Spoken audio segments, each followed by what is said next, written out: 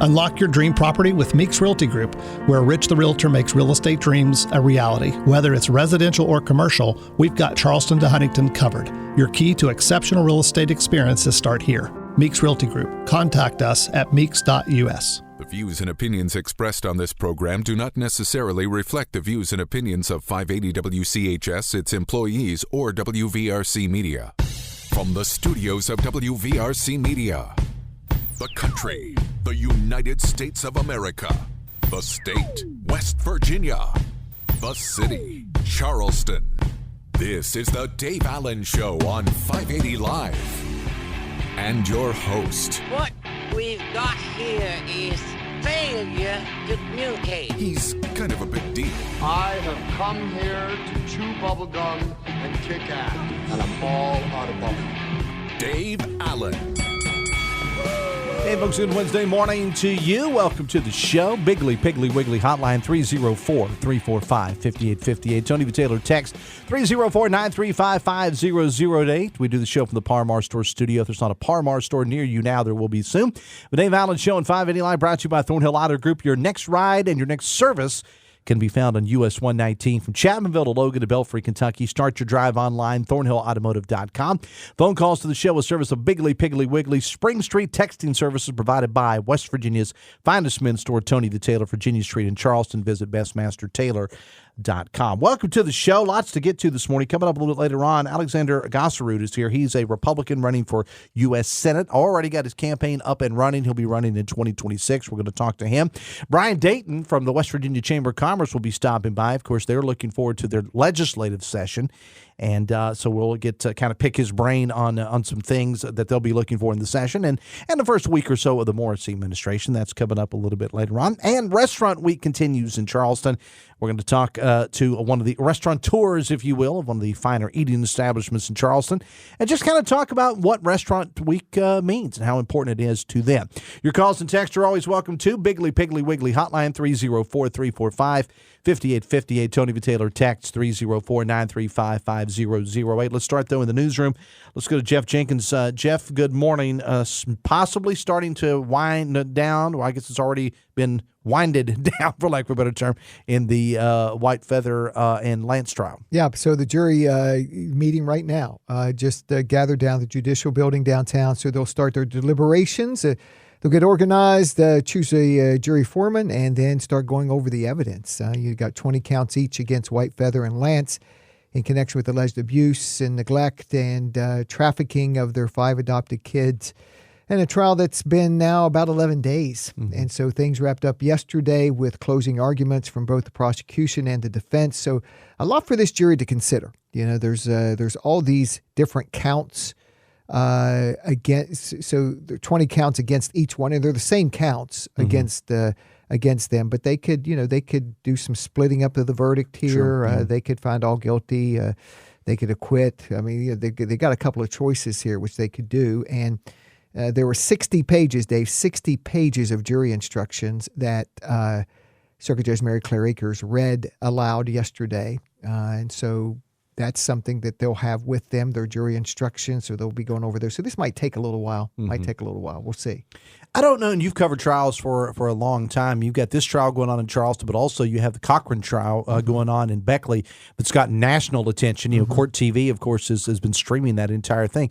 I can't recall, maybe you do, a time when we had 2 big trials like this going on in the state at the same time. Yeah. And they're almost mirrors of each other as far as the timing when it comes to the jury deliberations when it comes to a verdict being read. Yeah, same thing in Beckley today. The jury got there a couple of minutes ago at 9 o'clock, and they're starting their deliberations. So, yeah, they're at the same stage. Different charges, obviously a lot of different circumstances there. But, yeah, two big trials, 2 talked about cases, much talked about cases. And you just never know how a jury is going to react. I mean, it's the burden's on the prosecution to prove beyond a reasonable doubt these charges. So the prosecution has the larger burden here. Sure, absolutely. And in the Beckley case, there's really no physical evidence.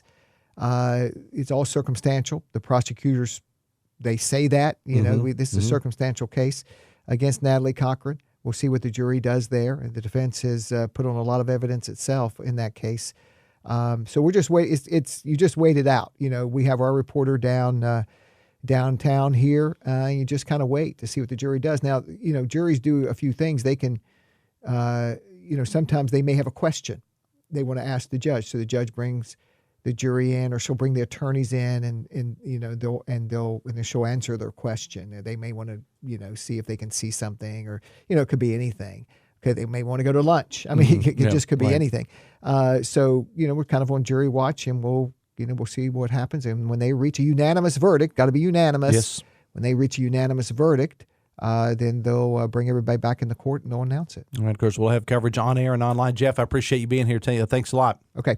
Jeff Jenkins from the newsroom. It's 9:12. The Dave Allen Show on 580 Line, brought to you in part by Morgan & Morgan, America's largest injury law firm. If you're injured, visit forthepeople.com. We got Alexander Gaaserud, who's a candidate for U.S. Senate, coming up here momentarily. Also, a little bit later on, we're going to be joined by Brian Dayton from the West Virginia Chamber of Commerce. Restaurant Week continues in Charleston. Jay Cinco is here. He's the owner of Barkada's, and he joins us in the studio this morning. Good morning, sir. How are you? I'm doing well. You Dave. got so caught up in the whole thing there with Jeff, you didn't realize it was time to go on the air, did you? You don't really need the headphones. It's fine. Oh, okay. It'll just be me and you talking. Come step into the microphone for me there a little bit. Okay. Jay, welcome to the show. Thanks for being here. Thank you for having me, Dave. Appreciate this. Talk about your place for people that may not be aware of your restaurant. How long you been there? What kind of foods do you offer?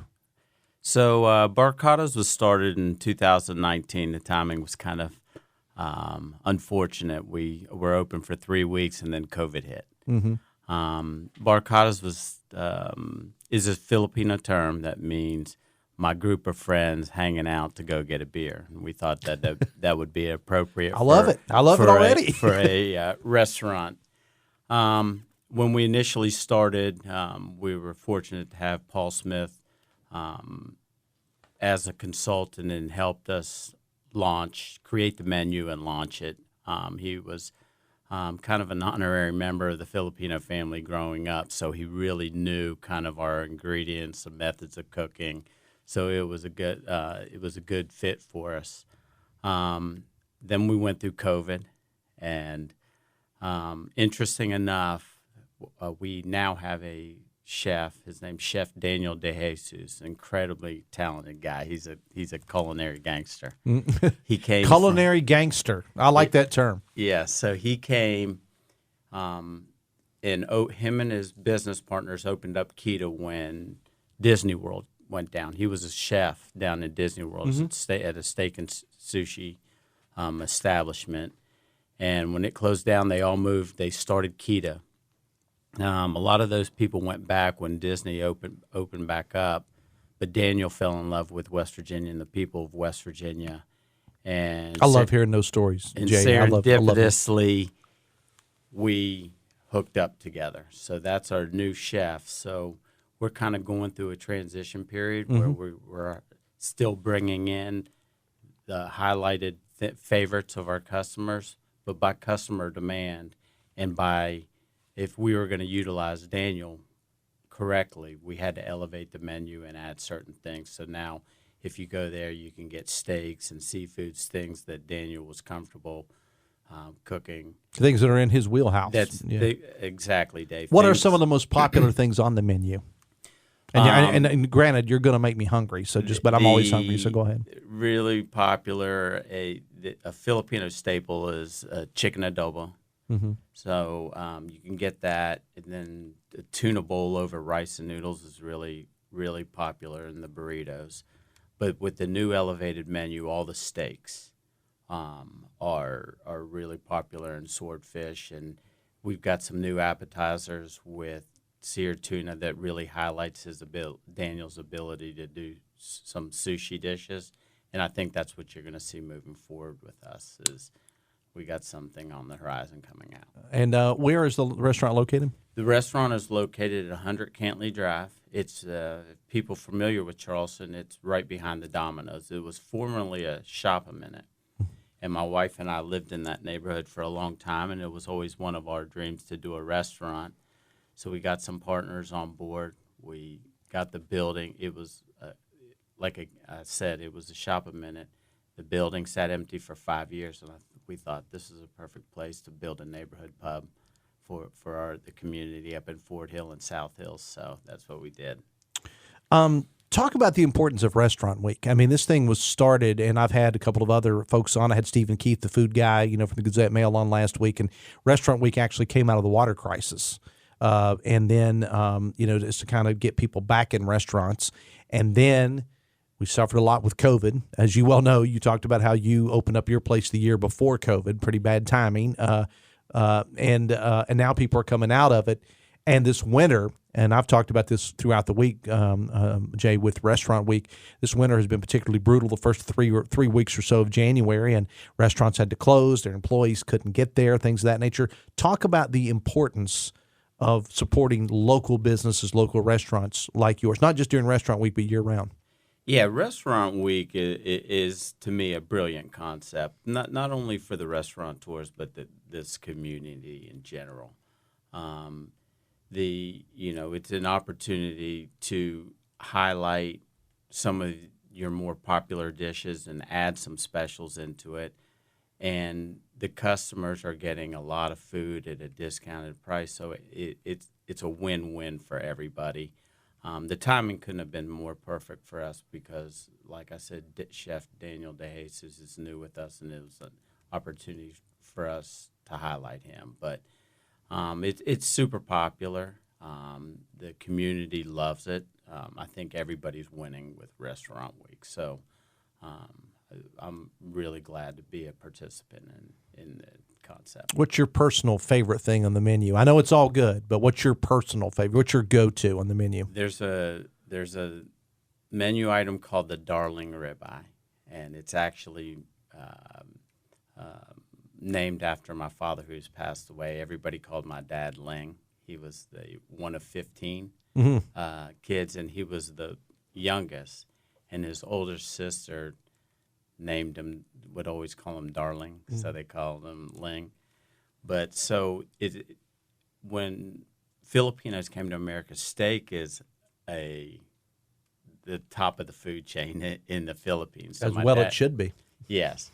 So ribeye is their favorite. My dad created a ribeye and put a little Filipino influence in it, in the ingredients. And so that's the steak we grew up. It was a special. We got it once a month. And that was a big cooking day in our household. And so we added it to our menu, and Daniel's done a phenomenal job implementing it into our menu. What's your normal hours for the restaurant? So we when COVID hit, we quit opening them for lunch. We were open for lunch for a long time. So right now, Monday, we're closed on Tuesdays. Monday through Friday, we are 4 to 9, 10 o'clock on Fridays. And then we're 10 to 10 on Saturday and Sundays because we're open for brunch. Okay. And I've heard really good things about your brunch. Yeah, so brunch is one of the more popular, busier shifts for Barkadas. We pride ourselves on our brunch, and it's Daniel tries to do 1 or 2 new specials each week. We do a Bloody Mary bar. It's a concept that we picked up.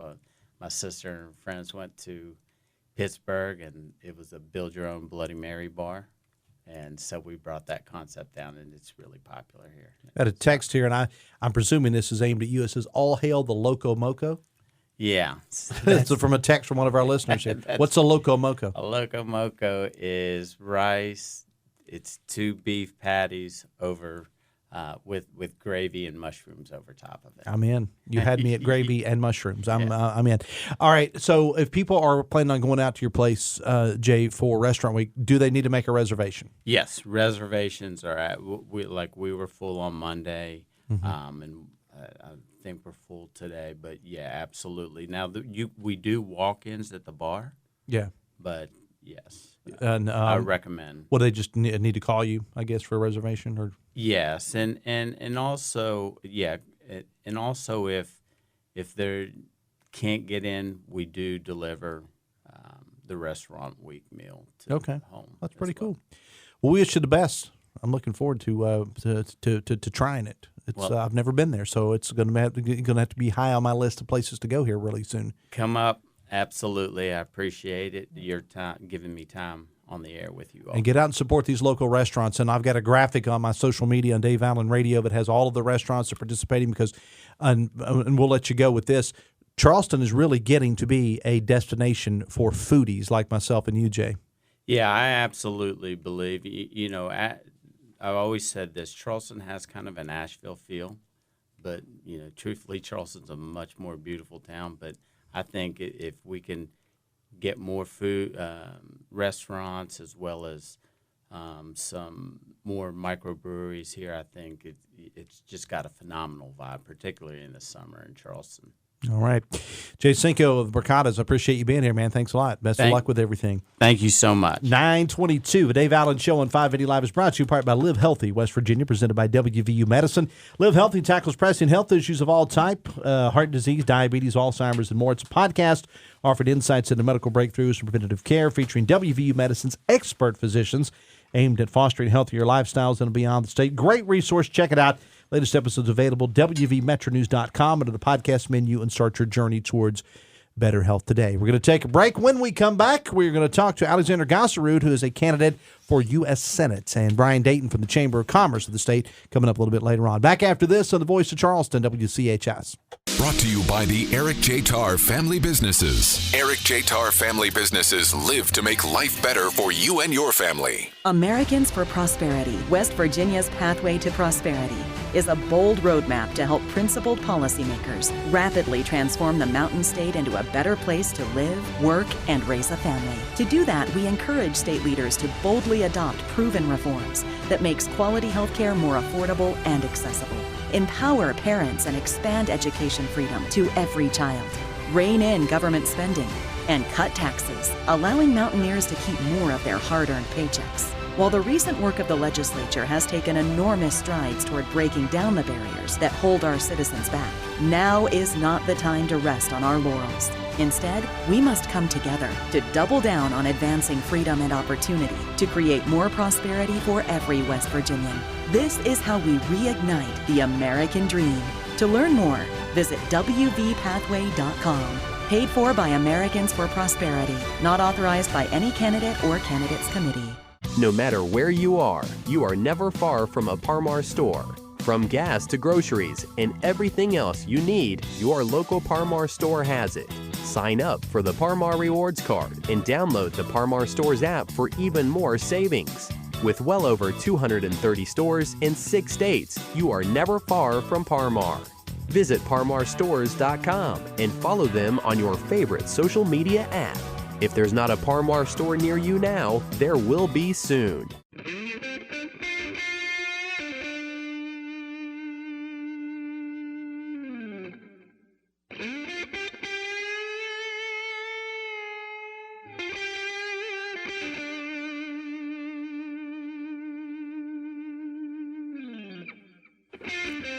$9:25, Matt Guitar Murphy is our producer today. Biggly Piggly Wiggly hotline 304-345-5858. Tony V. Taylor text 304-935-5008. The Dave Allen Show on 580 Live is brought to you in part by Snap Fitness. Snap offers a wide array of professional wellness services, customized personal training, licensed recovery experts, and a staff of dietitians. They have 5 convenient locations: Charleston, Hurricane, Winfield, Barbersville, and Milton. And between now and the end of the month, in just a couple days, get free activation with a monthly contract. Visit snapfitness.com for details.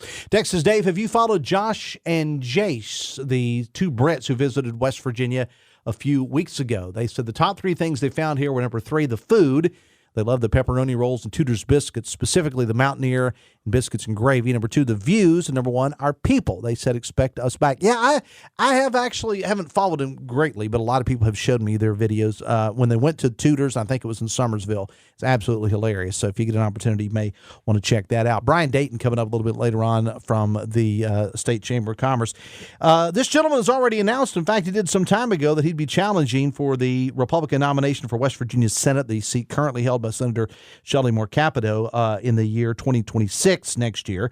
His name is Alexander Gaaserud, and he joins us now in studio. Good morning, sir. How are you? Good morning, Dave. How are you today? I would imagine I'm doing fine, other than a cold. I would imagine that with all this traveling you've done, you've been able to to sample different foods around the state of West Virginia, right? Yeah, I have. We started in Berkeley County Monday, then we went to Hampshire County, then we went to Morgan County, so we were in the greater Eastern Panhandle.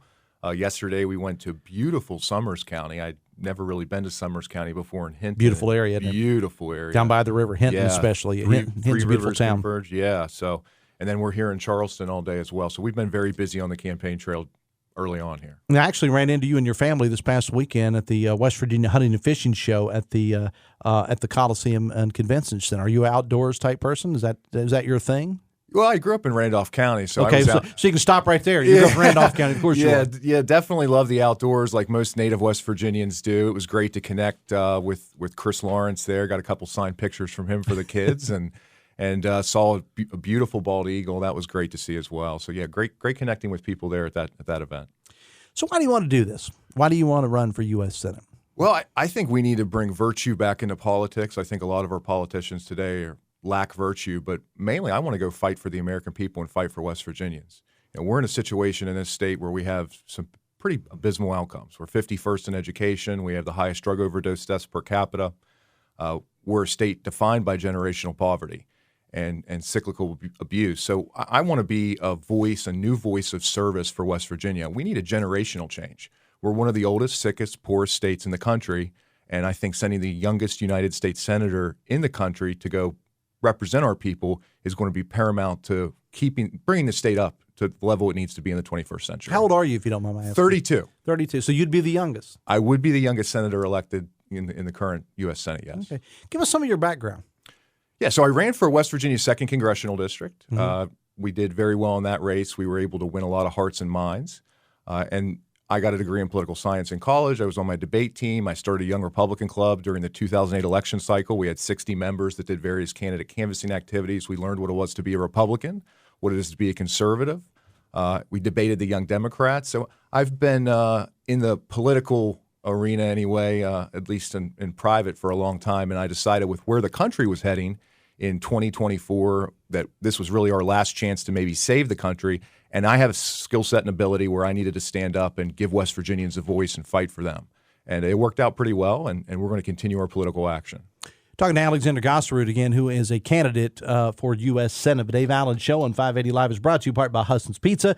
This month at your favorite Huston's, get a large 18-inch pepperoni pizza and any pizza bowl, $22.99. Find your nearest Huston's for delivery, pickup, or dine in at HustonsPizza.com. When you say that you are learning, or you learned, I guess, what it is to be a Republican. Yeah. What is that to you? What is your definition? Yeah, so today, I think I'm the only politician in the state currently that is an intellectual conservative, understands what conservatism is, understands how the nation was founded, why it was founded, the Judeo-Christian values of the country.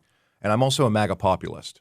So I understand what the people in this state want and what people in the country want. And I think I have an ability to articulate that and go fight for West Virginians in a much better way.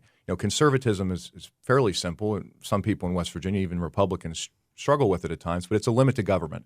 I think right now if the founders saw the way that the federal government is, they would say you need to come up with a new social contract. The overtaxation, government that continues to grow, the way they do business in Washington, D.C., which continues to balloon our debt. We're going to soon be at a $37 trillion debt, national security issue. We're not going to be able to pay the interest on the debt eventually. So right-sizing government is a huge portion of that. I think the federal government has been allowed to grow in a tyrannical way, and we need to reduce it. States' rights, I'm big on states' rights. States can manage themselves better than what the federal government can do. I think if the founders saw how much the federal government was doing today, they would be appalled.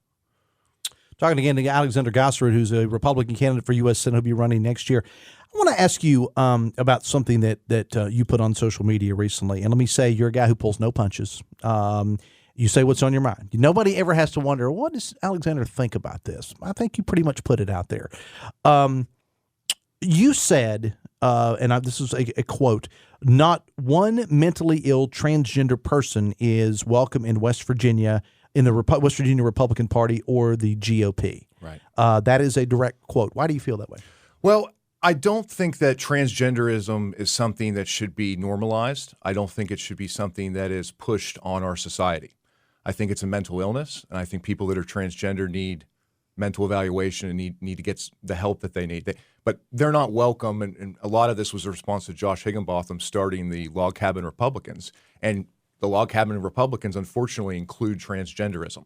How am I going to hold the line of Judeo-Christian values? How am I going to go fight for little girls in Harrison County or anywhere else in the state when their locker rooms being invaded by biological men if I don't say this is wrong from the beginning? It's something that needs to go away in this country. And one of my missions is to cast transgenderism to the ash heap of history. We see the data. Many people that go through with either chemical castration or physical surgeries later on are begging and pleading and going on the circuit to tell people not to do this. So I think transgender is something that has been normalized. It's something that is also being pushed. It's creating a great deal of confusion, and we have to hold the line on that as conservatives.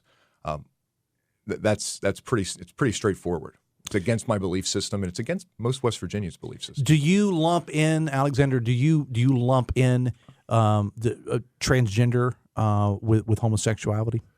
No, I was very careful to key on transgender. I was born in 1992. I'm a tolerant person. I might disagree with a lifestyle that certain people live, but that's their right to live it. Transgenderism is something different.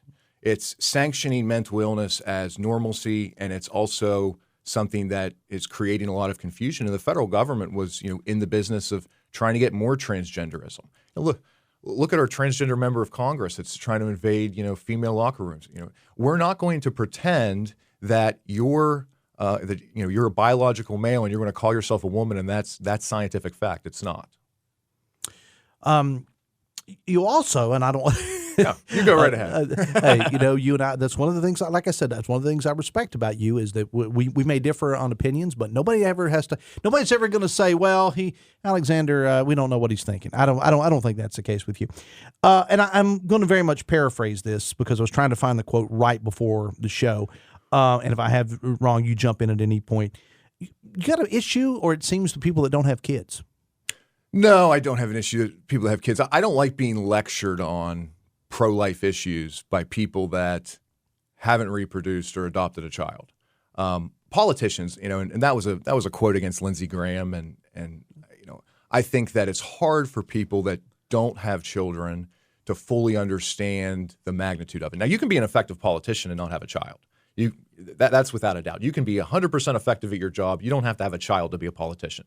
But I'm just saying that I am skeptical of people that are saying they're out here, fighting for children, and some people can't have children, and that's totally understandable.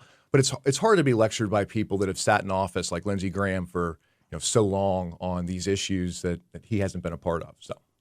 I'm presuming you're pretty happy with the first week or so of the Trump administration. I'm extremely happy. What I'm really excited about is I was one of the first politicians in the country to go around and argue for a three-part solution. One, I was arguing for the authorization of the military to go to the border to stop people just being allowed to come in here. I was also in favor of mass deportation task force. And I'm so excited today that a responsible government and Donald Trump has taken this issue off of the table. We now have a secure America. We were allowing people to come into our country, rape our women, and kill our police officers. And that is going to stop. And luckily, Donald Trump was able to win the election. So I feel great that fight has really been won in a lot of cases. Now, we still have a lot of work to do, and we need to address asylum and other things. But, yeah, Donald Trump's off to an amazing start in this administration. Got a lot of people concerned, though, especially yesterday, with funding and things of that nature. Now, and I will say this.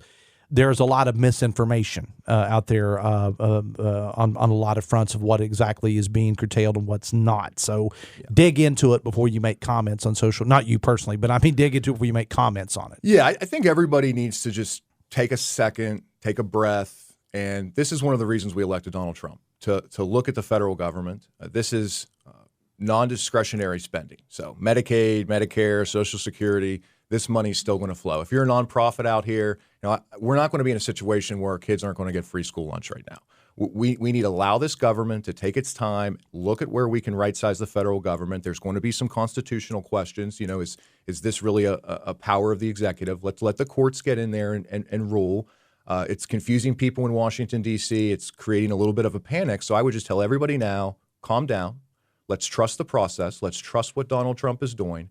This is only for non-discretionary spending, and let's get a little bit of information before we get too apoplectic about it. One of the quotes here, and this was from a memo from the Executive Office of the President of the Office of Management and Budget, said no, any program that offers direct benefits to Americans is explicitly excluded from the pause and exempted from this review process. And that's the ones that go directly to people, because I know a lot of people were concerned about student loans and things of that nature. As we close, what do you want people to know about Alexander Gaaserud?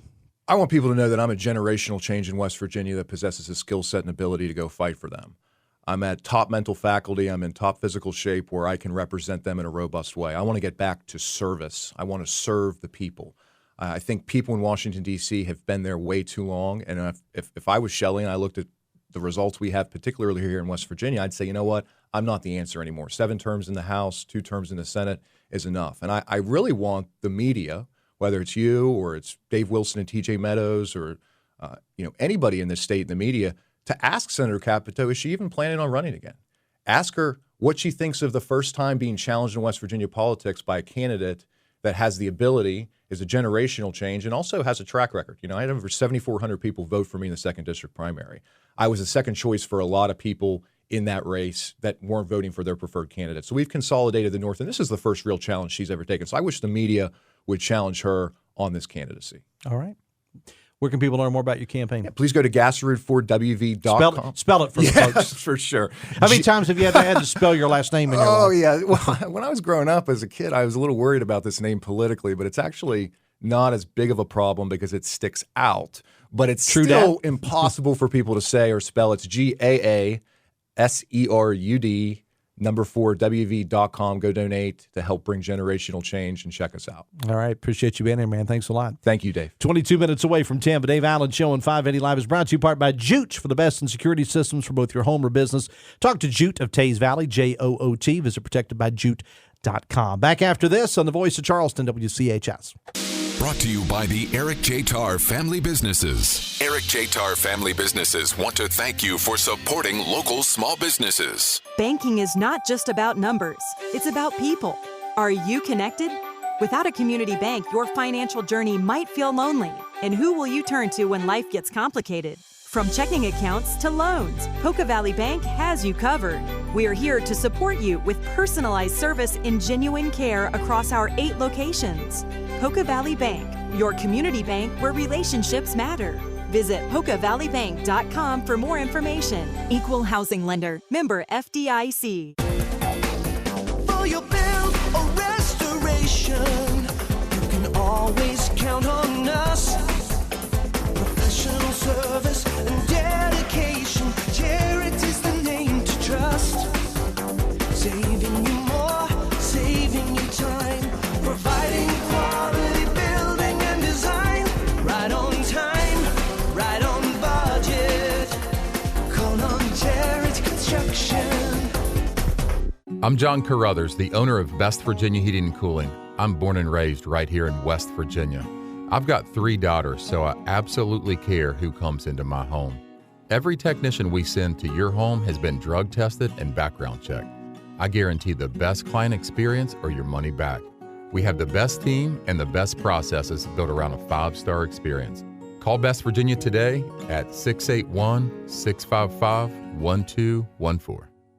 Injured? Call Morgan & Morgan. We'll always be here for the people, not the powerful. We'll always be here for you. Office 222 Capitol Street, Charleston. Cases will be handled by West Virginia licensed attorneys. The attorney in this ad is not licensed in West Virginia. ForThePeople.com.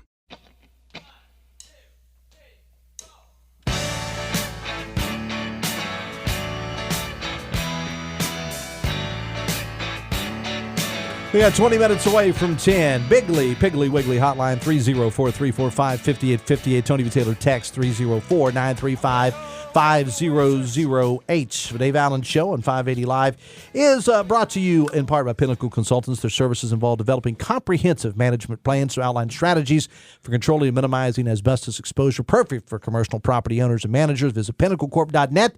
Because what you don't know can hurt you. And as you may imagine, I got a couple of texts here to read.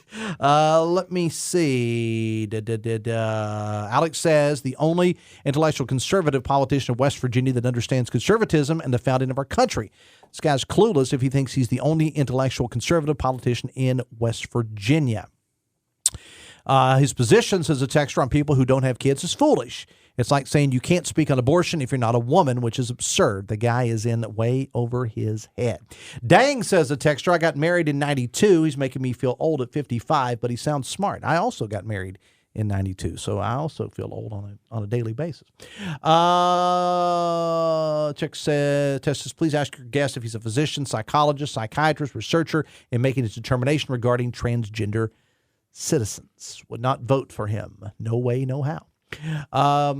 Text says, man, I got a bunch of them. Brian, just hang out with me one second. Brian Dayton's here from the Chamber of Commerce. Just hang out with me. I'll get to you. Maybe tomorrow, but I'll get to you eventually. It's cool. It's cool. You know how this works. Text says, Dave, I thought Congress controlled the purse strings. Weren't Republicans crying about executive spending and overreach when Biden wanted to forgive student loans? How come the Republican Congress is letting the executive branch stop spending that's been voted on and passed? How come Republicans are spineless and hate the Constitution and rule of law? I'm a person, says a texter, who values law and order, the Constitution, decency, liberty, and ethics, so I mainly vote Democrat. However, how can I contribute to the unseating, the spineless, self-enriching Shelley Capito? Senator Capito's not here to defend herself, all right?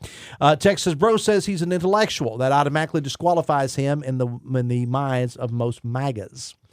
Everyone needs to take a breath, take a step back, and relax when the government absolutely blanks them in the blank. All right. You want to fill in the blanks there for me, Brian? I'm going to go ahead and pass, Dave. I can imagine, but okay. Dave, impressed with Alexander Gaaserud. Sounds like the Republican Party has some common sense future candidates. Thanks, says a texter. Common sense is Brian Dayton of the Chamber of Commerce. How are you, my friend? I'm well, Dave. And I like being described as common sense. Thank you. Thank you. It's the best compliment I've had yet. Your wife probably would disagree with that. She would. She would. So let's not ask her. All right. So after that, it's it's kind of hard following up Alexander Gaaserud. You know what I mean? It can be, but look, I'm up for the challenge. Let's go for it. All right. Let's talk about some things related to the Chamber of Commerce. So far, I want to ask you, what about the first week or so of the Morrissey administration? What do you like and what do you not liking so far? So Dave, or do you like it all? Dave, we've been really, really happy. His announcement last week of Todd Johnson to come in and really oversee economic development, energy policy, that was music to our ears. The other thing that really we've appreciated, we are firm believers at the Chamber that if you want to get better, you have to know where you stand right now. And the governor got up and he laid it out right away and said, here's where we are. We're on economic development, on education. Here are our stats. They were accurate. And we believe that's important to keep those metrics in mind, because if you're going to be looking to become a top 25, a top 20, hopefully a top 10 state, you have to know where you rank up with other people and where rank up with other states. So we are very, very excited with how the Morrissey administration has been moving forward. We've been in conversation with them about what to do to really help bring more opportunity and more growth to West Virginia. Talking again with Brian Dayton from the Chamber of Commerce. So as we head into the session, it starts here in a couple of weeks, what are you looking forward to? What are you hoping to accomplish this time around? So there are a number of things. Our agenda is very broad. And what I would just remind your listeners, we represent businesses across the entire state who employ over half of West Virginia's workforce. So if it's an industrial sector in West Virginia, it is a part of our membership. We are looking at things from tax to expedited permitting, workforce, childcare, improved education. We are looking at things on a number of fronts. And there are specific policies that we've promoted forward related to tax and how to help especially some of our smaller businesses do better. We've also talked about where are some of the areas with legal reform. We've done a lot there, but what are some tweaks we can make to make sure that we're in line with other states and we're not having any outliers. And again, you and I have talked about this a number of times. When it comes to workforce, childcare is a major issue for a lot of West Virginia families, and we're talking about many different things to help make childcare A, more available, but B, also more affordable for families in the state. And, we saw that, Brian, we're talking with Brian Dayton from the State Chamber of Commerce. We saw that with this winter that we've had, with the first 3 weeks when schools were closed, child care facilities were closed, workers couldn't get there. And if the businesses were open, a lot of times people had to call in sick or whatever, had to take a personal day because they had nobody to take care of their kids. And I'm not a proponent in saying that needs to be the government's responsibility, so to speak. But we got to do something to make it easier for child care facilities. I don't know what that answer is, but we saw it in the first part of 2025, Brian. It's a real issue. Dave, we've been doing a series of Workforce Unifier events through our foundation across the state where we're going out into communities and mainly listening to people in the communities, just individuals, businesses, education leaders. We were at an event last month, and Dave, what I heard absolutely shocked me because I hadn't appreciated this yet. We had a teacher tell us that older elementary age kids were sometimes missing school to stay home and take care of their younger siblings because the parents had to go to work and there was no child care. And my jaw hit the floor. I didn't even appreciate that was going on. But we're talking 5th, 6th graders, sometimes 4th graders. They're staying home to watch their younger siblings. So it's something that just you don't know until you hear that, and it just kind of makes you shocked to find that out. Unbelievable. I want to talk about tax rates for a moment. You are someone, and your organization is someone who tracks a lot of data. That's what you do. Where are we on tax rates in West Virginia? Are we really low? Are we really high? Are we really where we need to be? So it depends on which taxes you're looking at, Dave.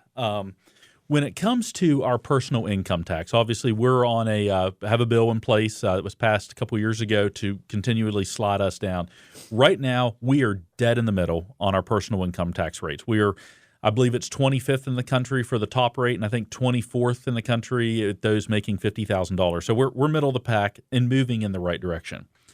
When it comes to residential or property taxes, so your personal real estate taxes, we're about the 13th lowest in the country. And I think that surprises a lot of people, but when you look at other states, real estate taxes are much higher. But property taxes are classified differently. So you have real estate, you have agriculture, industrial, commercial. When it comes to industrial and commercial taxes, we are in the higher categories. So we're about 22nd highest when it comes to commercial property. But when it's industrial personal property taxes, we're the 11th highest. We are also in the higher end of states on corporate net income tax. That is a very important tax. If you're a business and you're looking to expand operations, move to other states, that is something you're looking at. What's my tax rate going to be? I think you and I probably remember well when it was up at 9%, and we were able to lower it down to 6.5%. That was a big move. But even with that rate, we're still in the top half of states. So the other thing that we look at overall, when you look at the overall percentage of taxes collected and the share that lies on the business community, for example, we're the 12th highest. So what I'm careful to say is, yes, when it comes to personal income, we're right in the middle. When it comes to residential real estate, we're on the lower end. But if somebody tries to say, hey, we're a low tax state, I'm going to say, well, hold on a second. Because when it comes to our businesses, and these are your small businesses, I'm including the people who are on Main Street, the mom and pop stores, we collect a disproportionate share off those. So we are the 12th highest in the country in the overall share of taxes collected by businesses versus individuals. It's an interesting breakdown because I think what happens sometimes is people want to say, well, like you said, do we pay high tax? Do we pay low tax? Well, it depends. There's a lot of caveats that have to be in there. The Dave Allen Show on 580 Live is brought to you in part by Bridge Valley. Interested in improving your company's IT workforce? Please know that they offer custom-tailored IT training to bridge the skills gap. You can train for little or no cost, 50-50 salary match. They can also supply skilled graduates and apprenticeships for your company. Visit bridgevalley.edu/apprenticeships today. How does 2025 look for? I don't know if I've had you on in the new year or not. Give me an overall forecast for the business community in 2025, Brian. So, we are optimistic. That's one thing that we do a lot. We survey our membership frequently. We're asking them what's their outlook. Do they think that their business is going to grow? Do they think it's going to shrink? And for the past few years, we've seen optimism within the business community. And I also think that business people in general tend to be optimistic individuals. They're entrepreneurs. They're looking at ways to better their communities. So we're seeing optimism from that standpoint. That, to us, is a good thing. We continue to closely track that. I think we have a lot of things moving in West Virginia. We're hearing rumblings of a number of economic development announcements that are still on the horizon but moving in the right direction. So what our big message is, let's make sure that we keep doing that we keep doing what we can to attract more development to this state. Because at the end of the day, those of us who have children, myself, I have a 6-year-old and a 4-year-old at home. I want them to have an opportunity to stay in West Virginia. When they grow up, whether they go to college, military, just straight into the workforce, I want them to have that opportunity to stay here and raise their family here as I have. And I think probably most of your listeners are hoping for the same thing. That's what it's all about. Are you, you and your organization and other chambers of commerce, are you concerned about what's going on in Washington right now with funding and things of that nature and things being put on hold for a little bit? Does that concern you? We are very closely watching that. I think there was yesterday some confusion that came out about what's being held, what's not, was Medicaid affected. What we're also watching is, I think, a federal judge put a stay on that until February 3rd. So there's going to be continuing conversation. We're closely monitoring to just really have a better understanding what's going to be impacted, what's not going to be impacted. All right. Well, I know that you'll be a regular fixture, you and your team at the Capitol coming up during the session. Starts here in just a couple of weeks. So I always appreciate you being here, man. Thanks a lot. Well, Dave, it's always great to be on. I love coming here every time. All right, Brian Dayton from the West Virginia Chamber of Commerce. 9:52, the Dave Allen Show on 580 Live is brought to you by your hometown baseball team, the Charleston Dirty Birds. It's wintertime now, but before you know it, we're all going to be playing baseball. Well, I think we'll be watching it mostly. They don't want me to play. Check out the 2025 Dirty Birds schedule and Birds merchandise and more at dirtybirdsbaseball.com. Back after this on the Voice of Charleston, WCHS. Are you looking for a technical job in the medical field? Generations is growing and looking to add on job-trained physical therapy techs to our rehab team. To apply, visit one of our 7 convenient locations or simply click on us at generationspt.com. Your next ride, your next service can all be found here on the Thornhill Motor Mile. Thornhill Auto Group, located on US 119. From Chapmanville, Logan to Belfry, our large selection of vehicles offers you the brand and style you're looking for. Total service, total savings. Our Thornhill certified staff and technicians are always ready to assist you with your next vehicle purchase or service needs. Start your drive online at thornhillautomotive.com. Come visit us today on the Thornhill Motor Mile. Americans for Prosperity, West Virginia's Pathway to Prosperity, is a bold roadmap to help principled policymakers rapidly transform the Mountain State into a better place to live, work, and raise a family. To do that, we encourage state leaders to boldly adopt proven reforms that makes quality health care more affordable and accessible, empower parents, and expand education freedom to every child, rein in government spending, and cut taxes, allowing Mountaineers to keep more of their hard-earned paychecks. While the recent work of the legislature has taken enormous strides toward breaking down the barriers that hold our citizens back, now is not the time to rest on our laurels. Instead, we must come together to double down on advancing freedom and opportunity to create more prosperity for every West Virginian. This is how we reignite the American dream. To learn more, visit wvpathway.com. Paid for by Americans for Prosperity. Not authorized by any candidate or candidates committee. The Husson's January Special is a large 18-inch pepperoni pizza and any pizza bowl for just $22.99. Visit your nearest Husson's for dine-in, pickup, or delivery. Order now at HussonsPizza.com.